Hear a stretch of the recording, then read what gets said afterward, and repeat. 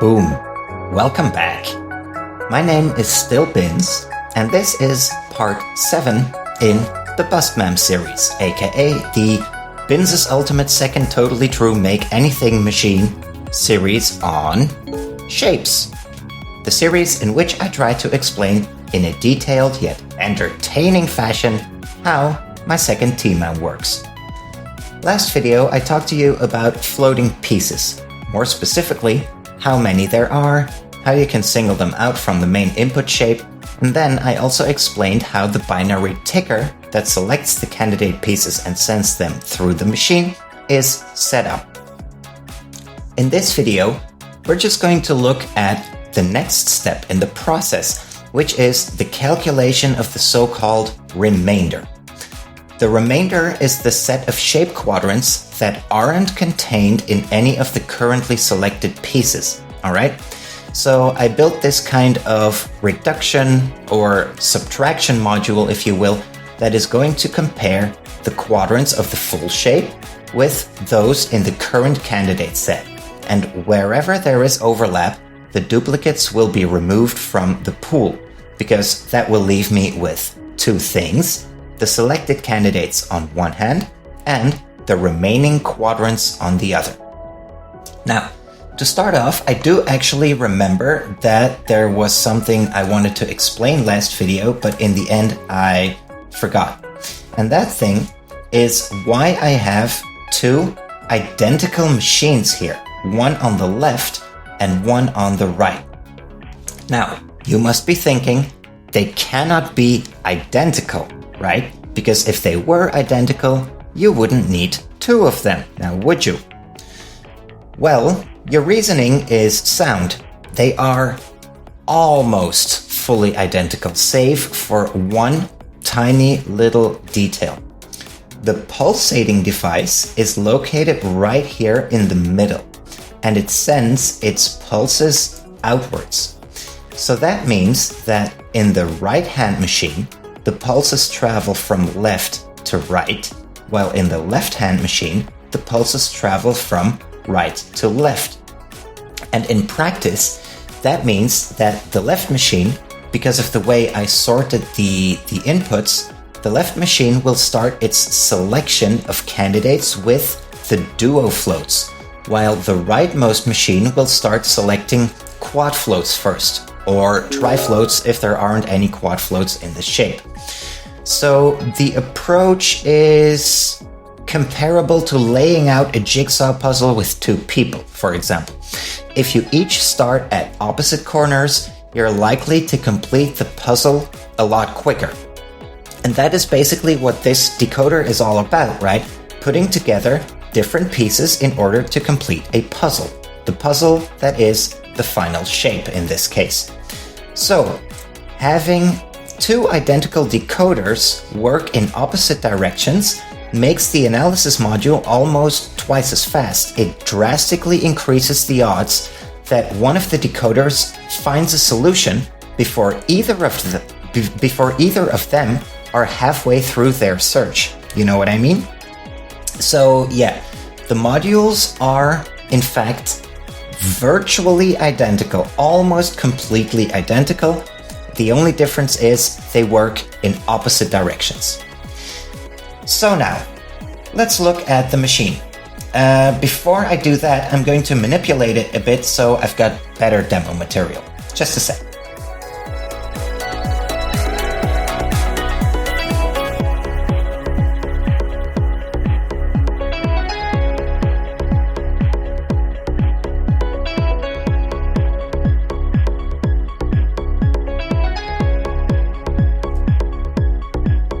Alright, so here I have a shape that I coded that, you know, I chose the quadrants in a systematic way. On the first layer, there are circles. On the second layer, there are squares. Third layer, stars. And the fourth layer, there are windmills. And then the top right red, the bottom right yellow.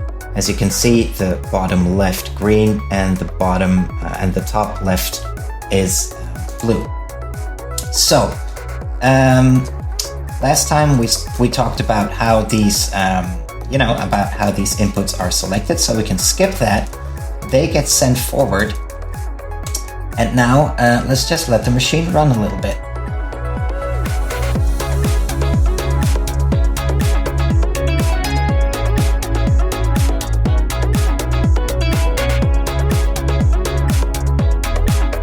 Alright, there we go. So I manipulated the machine so that it won't actually find the solution, and this machine keeps pulsating endlessly. So you can see right here that the candidates, they get sent upwards constantly, right? And if we zoom in and we pause this for a bit, then you'll see a pattern emerge. The first candidate right here, it will be sent. The signal will be intermittent in 4 ticks each, right? So if we go up this column, you will see that we got 4 ticks of signal and then 4 ticks of nothing. 4 ticks of signal, 4 ticks of nothing. 4 ticks of signal, 4 ticks of nothing, blah, blah, blah.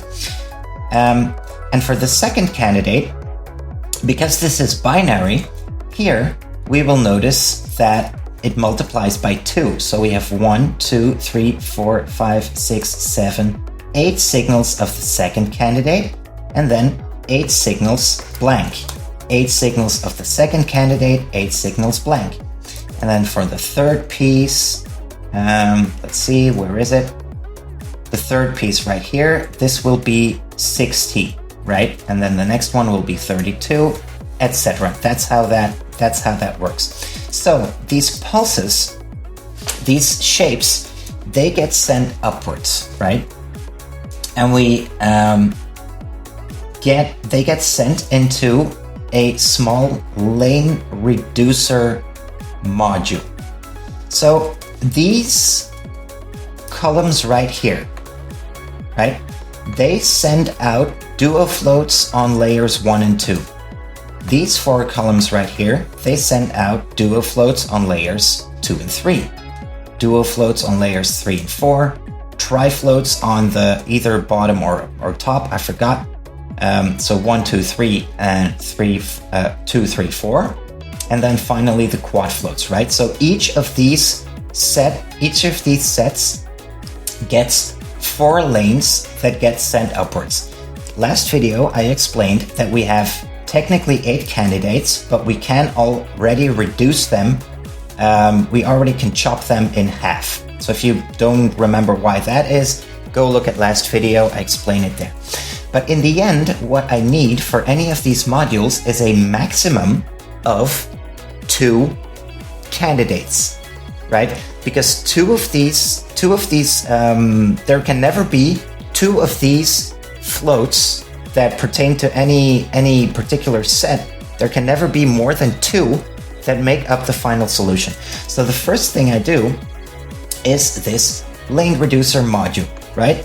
We can have either 1 candidate spawning from this or 2 candidates. So, and the lane reducer module was very difficult to set up in terms of respecting the tick synchronization. So I needed to make sure that whichever signal came from whichever of these lanes, it would always take the same amount of ticks to get, from bottom to top. But that's how that works. So you can see the signals traveling through here, right? And then the first thing that's going to happen is they are going to be unstacked. Because the purpose is that we want to take these floating shapes apart, and we want to know which quadrants there are in this shape, because we are going to compare them of the quadrants on the same layer. Are you with me?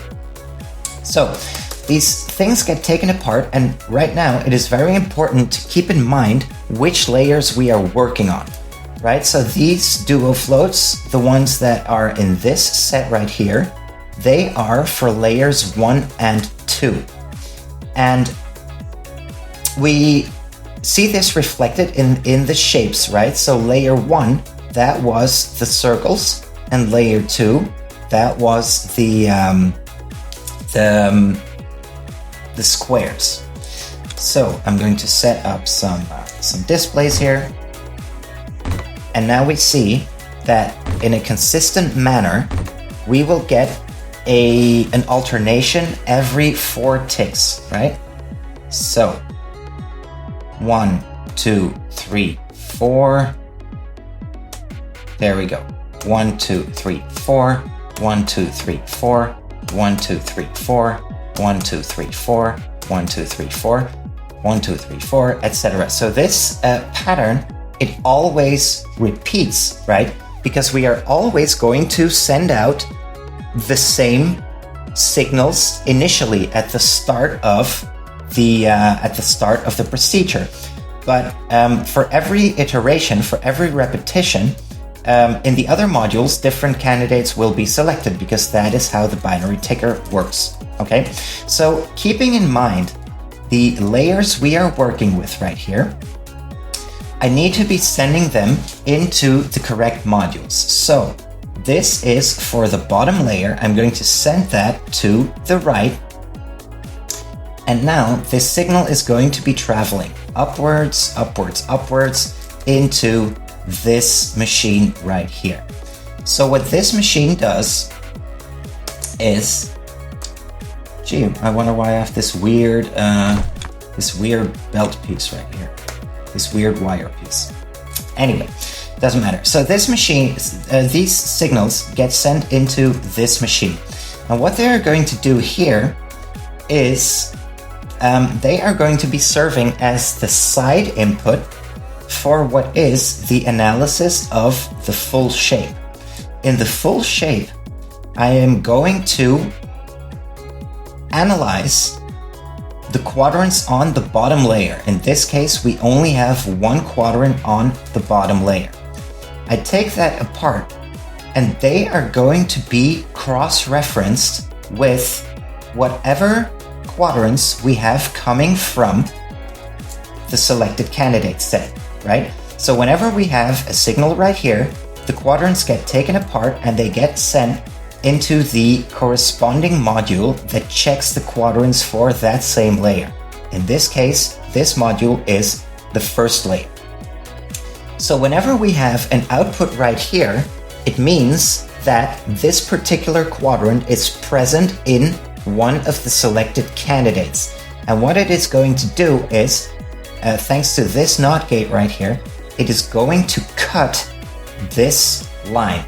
So it means we have overlap, and we do not want this quadrant in the remainder because it already is in one of the selected candidates. I hope you can follow the process along, right?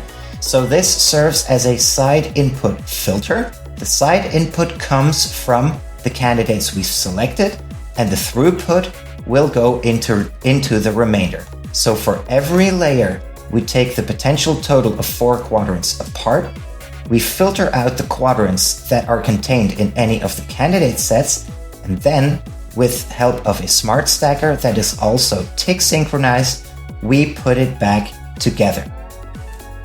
So maybe this is a bad example. Maybe let's take a different example.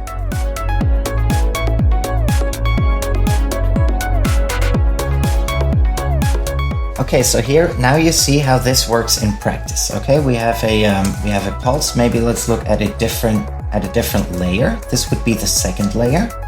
And let's see what we get here.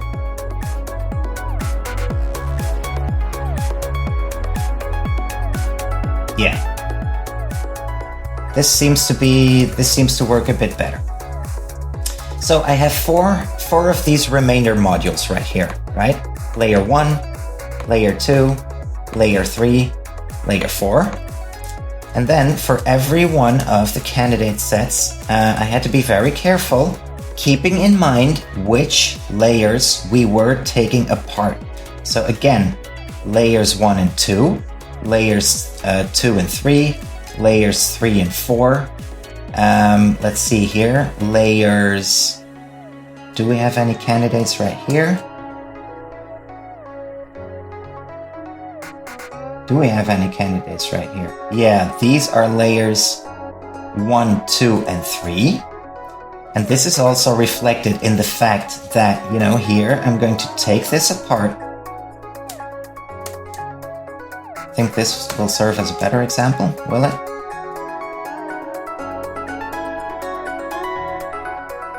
Yeah, it just takes a really long time for these ticks to make it to these modules, right? Because this is binary.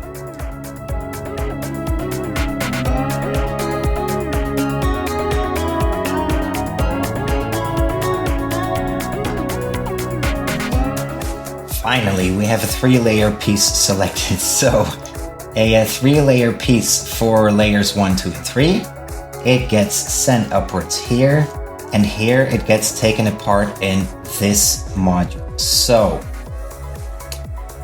this one, this line, is the bottom layer, and therefore this quadrant is also sent all the way to the right into the first layer module, right? Where it is going to cancel out any potential layers we might, any potential overlapping quadrants, which it does, right?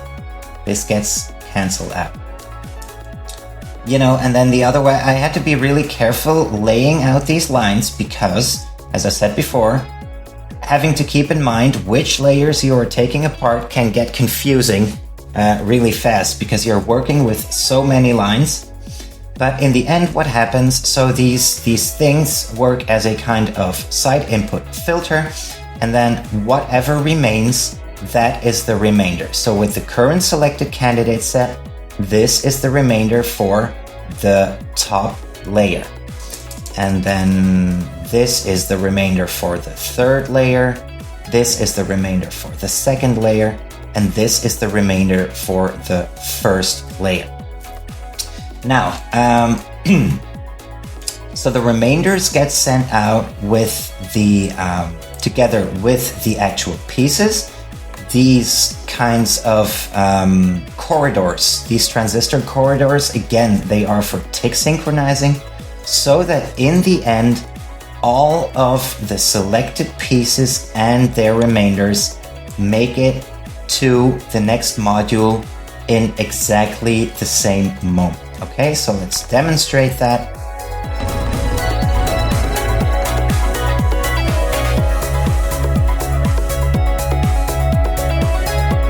All right, that should be it.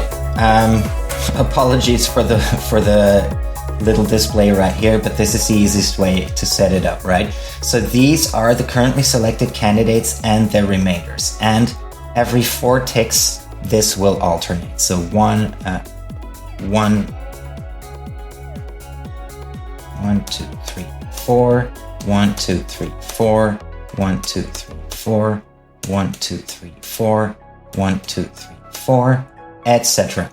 Right? So, and the quadrants you see that only consists of one layer, that is the remainder, right? So this is the remainder for the top layer. This is the remainder for the third layer. And we currently have no remainder for the first or the second layer with that candidate set. 1, 2, 3, 4, 1, 2, 3, 4, 1, 2, 3, 4, 1, 2, 3, 4. All right, so you see how that works, right? Now, all of these candidates, they have to be sorted, which is what I am doing right here. So they get sorted because of the quadrants that are contained within these shapes and the layers they operate on. We have to sort that. So the first thing, the thing that has to come out on top is the remainder for the fourth layer. Only then we can get with, we should get the floats, the floating pieces that that may contain a shape on the fourth layer, because they are also going to contain quadrants on the third layer, maybe the second, maybe the first. So the remainder for the fourth layer has to come on top. And for example, this piece right here, which consists of a quadrant on the first and the second layer, well, that has to go between the remainder of the first layer and the remainder of the second layer. And if you don't know why that makes sense, then I am afraid this is maybe not the game for you. But that is the only way in which it would make sense to order these pieces, right? And then the last thing I want to talk about, well, this is just a huge lane reducer module. You see right here that we currently have more than 4 pieces. However, in the end, only 4 pieces can get sent to the validator. This is the validator right here. So what I have here is a ginormous module that is just going to reduce 16 lanes to 4. And the reason why it is so big is because it is tick synchronized, right? So whichever signal comes from any of these lines, it will take exactly the same amount of ticks to make it to the left. That is why the machine is so, systematic, but so big, because whichever route any shape takes, it has to do that in the same amount of ticks. So if it comes from the bottom, it stays at the bottom. It has to be exactly the same amount of ticks as when it traverses, when it comes from the top and it stays to the bottom. So what this machine does basically is it just takes the bottom 4 of these shapes of these lines, and it kicks out the rest, because the shape can never be built with more than 4 shapes, right? So we just take the bottom 4, we kick out the rest, and we see if those make up the final shape. So I think that is it for this video. I apologize because I feel like it wasn't very structured. Nonetheless, I hope you still tagged along for this trip and understood everything I was talking about. As always, I hope you learned something new. And if you didn't, I hope you had, I hope you had fun watching, and I hope to see you again in the next video. Thanks again. Have a lovely day. Bins out.